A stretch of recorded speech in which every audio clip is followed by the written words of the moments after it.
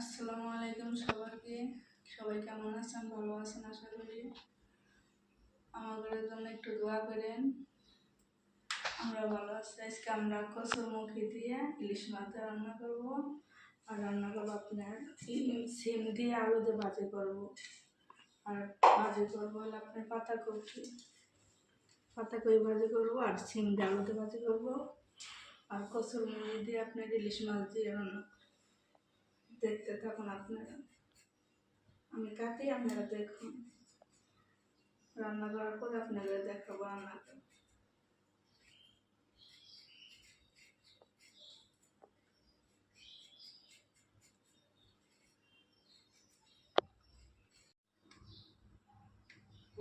আমরা এখন ইলিশ মাছটা কেটে নিচ্ছি।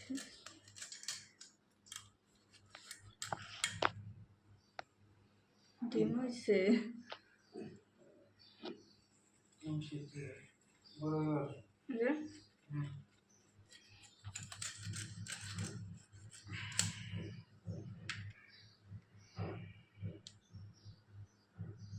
ইলিশ মাছে লবণ, হলুদ,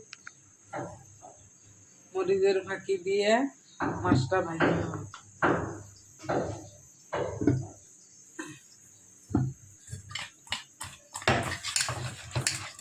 মাখায় নিলাম হলুদ মরিচ দিয়ে, লবণ দিয়ে। এখন ভাজি করে তারপর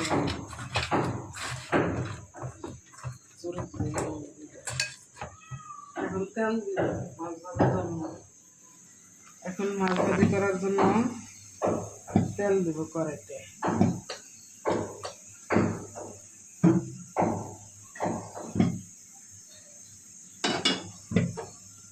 কড়াইতে তেল দিচ্ছি, এই যে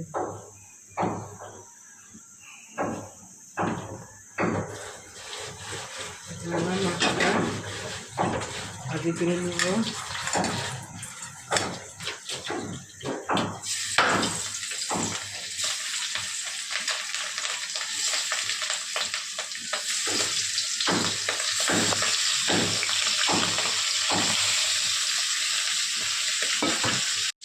আমরা এখন মাছ উল্টায় নেব। মাছটা উল্টায় নেব।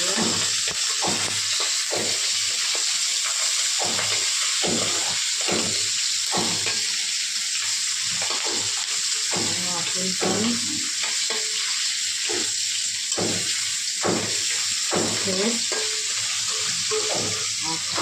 নামাবো। আমরা এখন পেঁয়াজ বাটা, আদা রসুন বাটা, কাঁচামরিচ বাটা, হলুদের গুঁড়া, ধনিয়ার গুঁড়া দিয়ে এখন তরকারিটা বসাই নেব।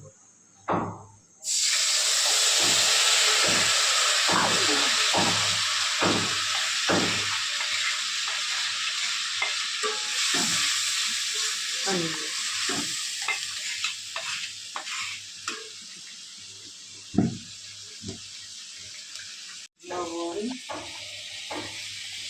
লবণ দিতেছি। আমরা কাঁচামরিচ বাটা খাই, শুকনো মরিচ কম খাই, কাঁচামরিচটা বেশি খাই। আমার মশলা কষানো হয়ে গেছে। আমি এখন কচু দিই, মশলার থেকে তেল ছেড়ে দিতে। এখন আমি কচুটা দিয়ে দিই। কচুটা আমি সিদ্ধ করে নিচ্ছি, ভাত দিয়ে নিচ্ছি হালকা।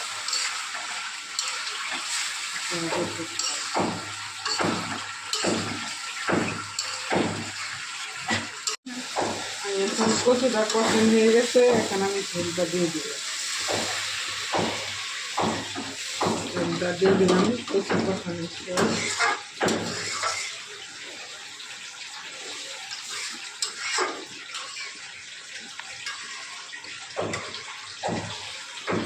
এখন আমি কচুটা দিয়ে দিলাম, বলে উঠলাম মাছটা দিয়ে দিব।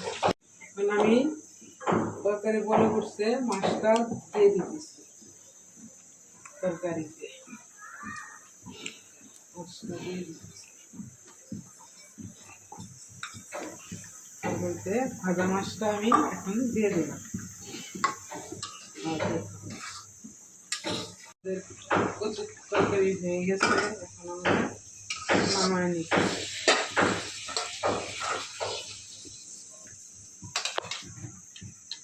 এখন নামায় নি কচুর তরকারি হয়ে গেছে।